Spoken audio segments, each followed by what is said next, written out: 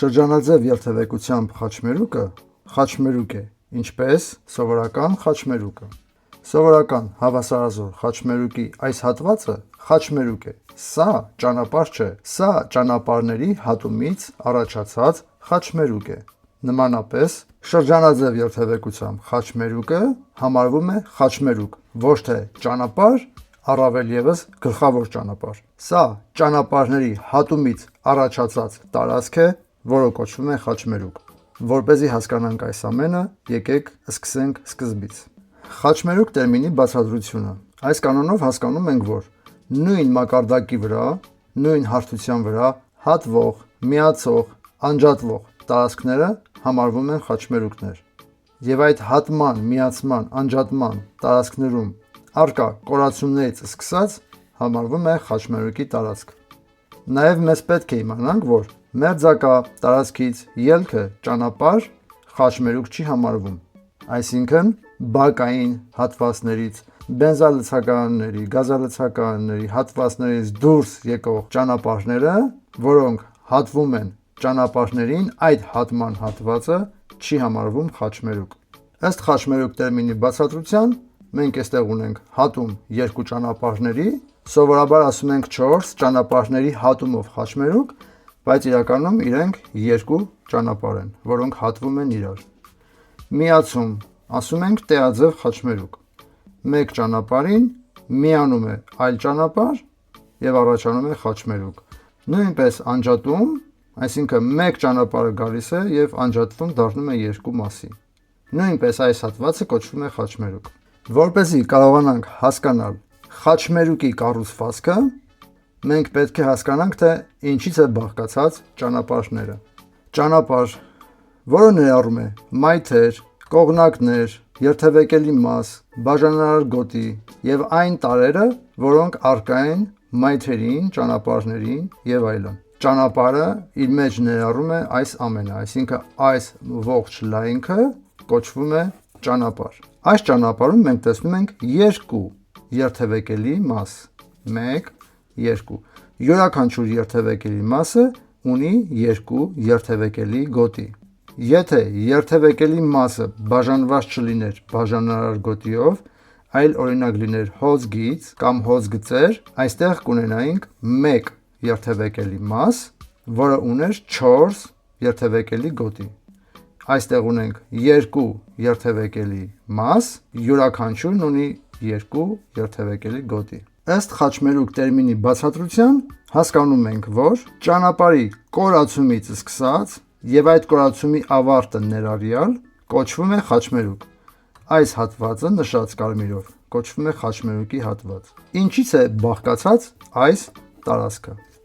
Խաչմերուկի տարածքը բաղկացած է մի քանի գոտիների երևակայական հատումներից։ Կանաչ գոտին ուղիղ գալիս անցնում է հատվելով կարմիրին, դեղինին,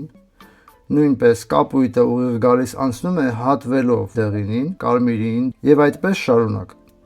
Այսինքն երթևեկելի մասի հատումից կամ գոտիների հատման պատճառով է, որ այս հատվածը կոչվում է խաչմերուկ և սա չի կարող համարվել ճանապարհ, որովհետև այստեղ խաչվում են 4 կողմից եկող գոտիները։ Նույնպես շրջանաձև երթևեկությամբ խաչմերուկում կապույտ գոտին մուտք է գործում խաչմերուկ, կատարում շրջանաձև երթևեկություն և ուղիղ անցնում։ Նմանապես բոլոր գոտիները։ Եվ այս հատվածը, ինչպես արդեն հասկացաք, մի քանի գոտիների հատման վայր է, այդ պատճառով համարվում է խաչմերուկ, որովհետև այդ գոտիները խաչվում են իրար։ Սա խաչմերուկի կազմությունն է։ Եկեք այս խաչմերուկը դարձնենք 4 գոտիանոց խաչմերուկ ու տեսնենք, թե ինչ կստացվի։ Սովորական խաչմերուկը դարձրեցինք յուրաքանչյուր ուղղությամբ 2 գոտի, ընդհանուր մեկ երթևեկելի մասում ունենք 4 գոտի։ Բոլոր գոտիները ներկելով համապատասխան գույների, ստանում ենք այսպիսի խաչմերուկի տարածք, որտեղ հատվում են մի քանի գոտիներ իրար, և այս տարածքը չի համարվում ճանապարհ, սա համարվում է 2 կամ 4 ճանապարհների հատումից առաջացած խաչմերուկ։ Ահա, խնդրեմ, տեսեք, թե ինչ տեսք ունի խաչմերուկները։ Նույնպես այսպիսի տեսք ունի շրջանաձև երթևեկությամբ խաչմերուկը։ Այդ պատճառով շրջանաձև երթևեկությամբ խաչմերուկը ոչ թե գլխավոր ճանապարհը շրջանաձև, այլ խաչմերուկի հատված է, որտեղ հատվում են բազում երթևեկելի գոտիներ։ Այսպիսով հասկացանք, որ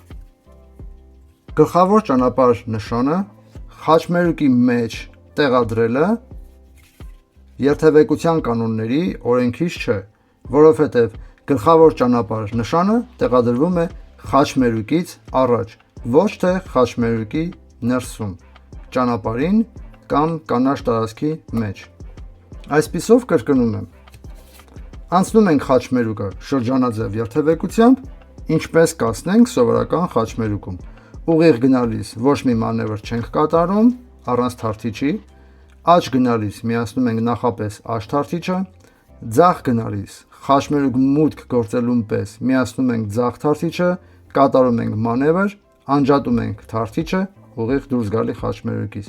Նաև հետադարձը մուտք գործելուն պես միացնում ենք ձախ թարթիչը, կատարում ենք հետադարձ, այստեղ անջատում ենք թարթիչը եւ ուղիղ դուրս գալիս խաչմերուկից։ Կարծում եմ ավելորդ է ասել արդեն, որ եթե անընդհատ պտտվում ենք շրջանաձև երթևեկությամբ խաչմերուկում, պետք է միացնենք ձախ թարթիչը, որովհետև կապույտ գոտուց անցնում ենք կարմիր գոտի, կանաչ գոտի, դեղին գոտի, կապույտ գոտի, կարմիր գոտի, կանաչ գոտի, դեղին գոտի։ Կարծում եմ հասկացանք, որ շրջանաձև երթևեկությամբ խաչմերուկը եւ առհասարակ բոլոր խաչմերուկները գլխավոր ճանապարհ չեն կարող լինել, որովհետև սրանք ճանապարհների հատումից առաջացած խաչմերուկներ են։ Եկեք վարենք գրագետ։